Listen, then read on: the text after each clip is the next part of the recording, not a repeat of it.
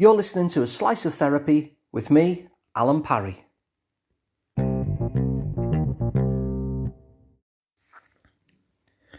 It's funny how qualifications and the amount of education one's had doesn't necessarily determine how well we're going to do in life. If you look at some of the richest people on the planet, many of them were college dropouts rather than people who, got first class degrees or whatever. And in fact, it reminds me of a project that the psychologist Marty Seligman did. You see, people in the insurance industry and in many industries would hire their salespeople by deciding to hire the brightest and the best, which is an interesting phrase, isn't it? The brightest and the best. But what it meant in terms of easy, lazy kind of conversion across is that what they would do is that they would hire people who'd got the best degrees, people who'd got the highest scores. Now, Marty Seligman said to this particular insurance company, you're making a mistake here. Hiring based on educational qualification isn't what you need to be doing, especially in terms of sales. What you would best be doing is hiring the most optimistic people.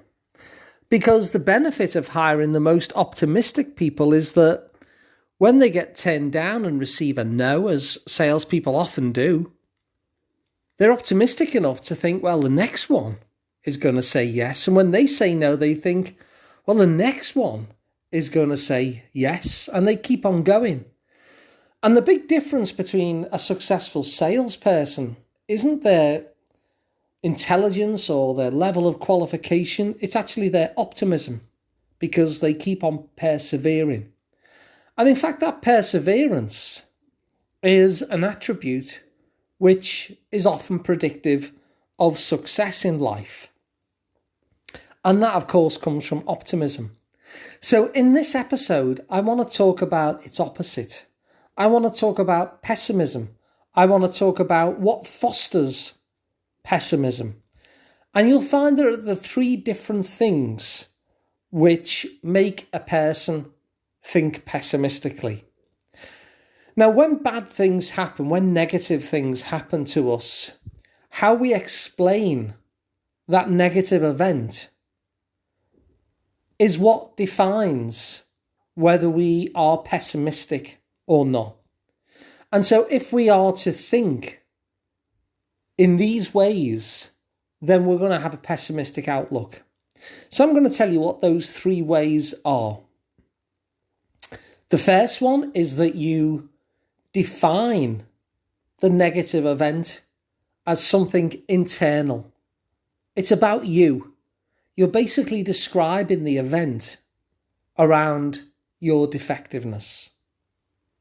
The second way that you might explain why things have gone wrong is you would give a meaning which implies its stability, its unlikelihood for things to change. And the final one is you would describe it in such a way that implies that it's global, that it's not just that something in this sphere of life happened negatively, but that's just how all spheres of life are. So let me take you through them. The first one, as we say, is where you explain it as though it's something internal to you. It's like it's something about your own defectiveness that's the reason why this went wrong. So I don't know, let's say you're a football manager and your team gets beat in the cup final. You could say, well, the reason that we got beat in the cup final is I'm just a terrible manager. I'm not a very good tactician and I'm pretty useless. Now, that is going to be an explanation which is very internal. If you were to give a different kind of explanation that wasn't about your defectiveness, you might say, well, we got beat today because the other team have spent hundreds of millions of pounds more on players. Or you might say, we got beat today because the referee gave a terrible decision and that's what decided the match. Or we got beat today because we had key injuries on the day. And had we have had those players available, we would have won. Now you can see the difference there. The manager who says, I'm just useless. I'm a terrible coach. I'm a terrible tactician. I just pick the wrong team all the time. That's a very internal and so pessimistic way of claiming personal ownership over that negative event. Whereas the optimist will look externally and find those external reasons. The second one is that issue of stability. And the two are paired really, I suppose, because if I say that I'm just a rubbish manager, if I refer to it in terms of my own defectiveness, then it implies that this isn't going to change. After all, that's who I am. I'm just a useless person. And so that's the way it's always going to be. It's not the only way that one could describe the stability of a situation. You might be working in a company where you might describe it as, well, this is just how it is. There's nothing you can do about it. You just have to get on with it. That also would be an issue around stability. So I don't know, maybe there's a bullying culture and you might just say, look, that's how it is. You can't change it. You just kind of have to suck it up. The final one is where you explain it in terms of global. So the negative event then becomes almost like a mascot for everything that is bad in your life. It implies that if you didn't do very good in your history test, it means that you're a failure. It means that it affects all areas of life. And if you can't pass a history test, it means that you won't be able to be successful in life. You won't be able to have a relationship. And you start bleeding this failure event, this negative event, into all areas of life. It's not just contained anymore in the fact that you didn't pass the history exam. This now covers everything. And so somebody who didn't buy into that might well say, well, I didn't do well in the history test, but I am very good at mathematics, or I am very good at geography, or I'm great at fixing cars. You're able to contain the negative event without it having bled into all areas of life. And so those three areas, in terms of how we give meaning to a negative event, are the internal, it's about me, the stable, it's never going to change, and the global, it affects everything. Whereas an optimistic way would be to do the opposite. It's not about me, it's about something in the world, and that can change, and it's just contained in this particular area anyway. So internal, stable and global explanations for things breed pessimism when negative things happen. Although interestingly, they breed optimism when good things happen. When a good thing happens and you say, well, this is down to something good about me. And you would say, and this is how things always are. And you would say, I did well in the history test because I'm just a successful person. You globalise it. So when a negative event happens, you breed pessimism by going internal, stable and global. But when a good event happens, you do exactly the same, and that breeds optimism. Now, it reminds me of a study that was done, the 3 anagram studies. So a bunch of students are in the same room. They're each given 3 pieces of paper.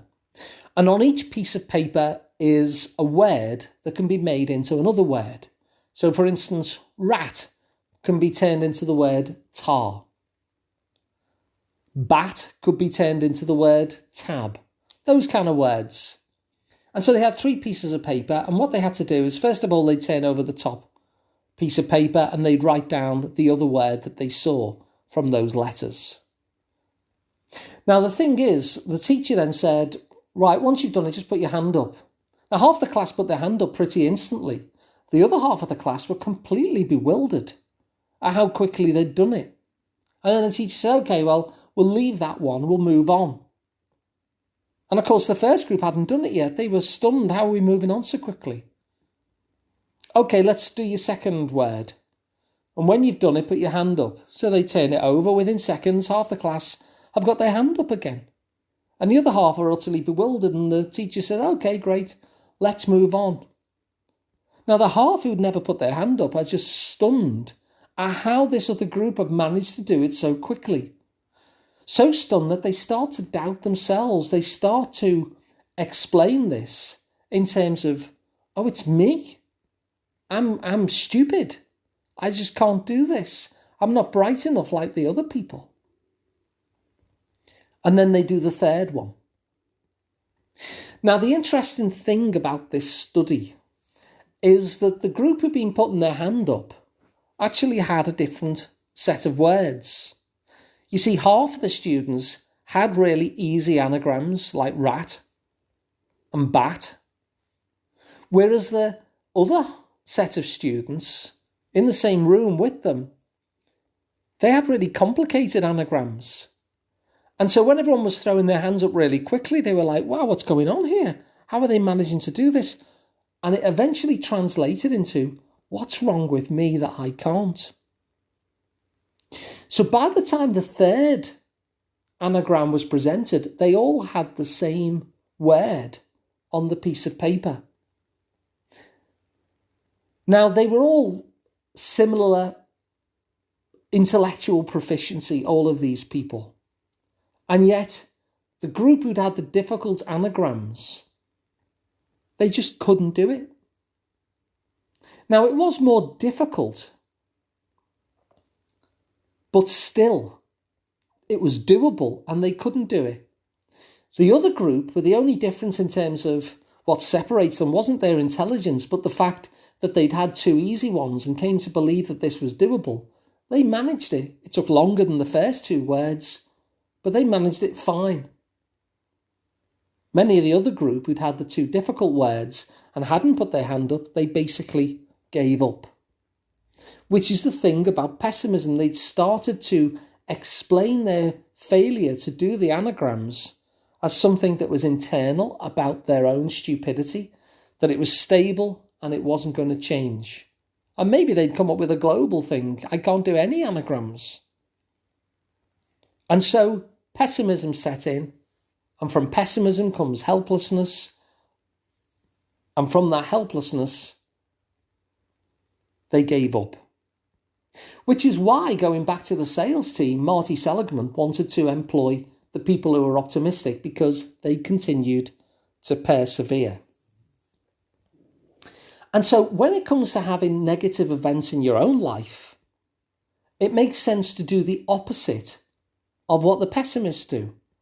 Instead of giving an explanation that's about you, instead of giving an explanation that implies that things can never change, instead of giving an explanation which suggests that this is how all things would be rather than just this particular event, do the opposite.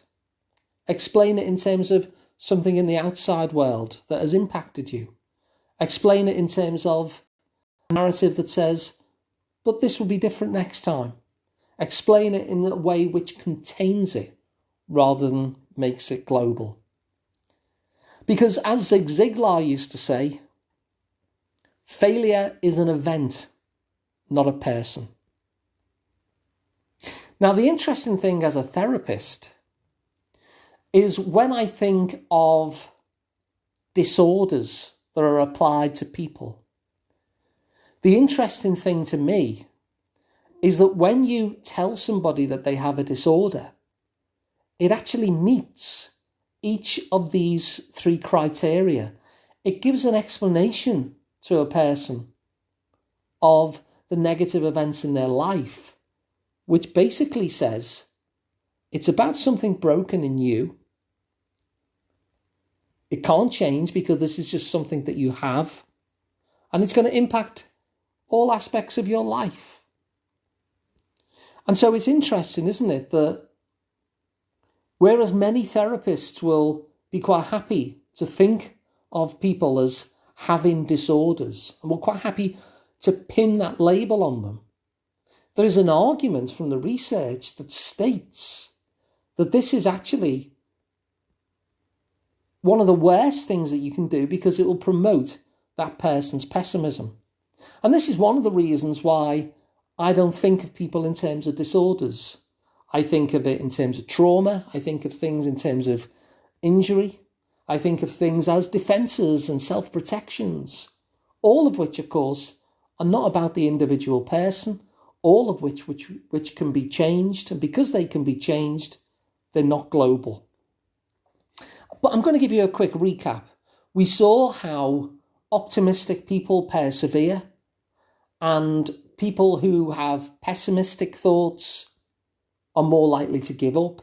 And we saw that the 3 different ways in which you can give meaning to negative events that will inspire pessimism are: 1, give it an internal explanation that it's about your defectiveness. 2, imply that it's stable, so it can't change. And 3, make it global, so it's not just about this one incident, but about other incidents as well that follows from this. So I hope you found this interesting and useful. If you have, please share it. Also coming soon, by the way, I have a course out called 9 Ways to Beat Depression. Just go to sliceoftherapy.com/9 ways. If you'd like to work with me directly, go to liverpoolpsychotherapy.co.uk, even if you're nowhere near me, by the way, because I work online too. And please subscribe to the podcast because it's completely free and you'll never miss an episode again. So thanks for listening, and I'll see you again on the next one.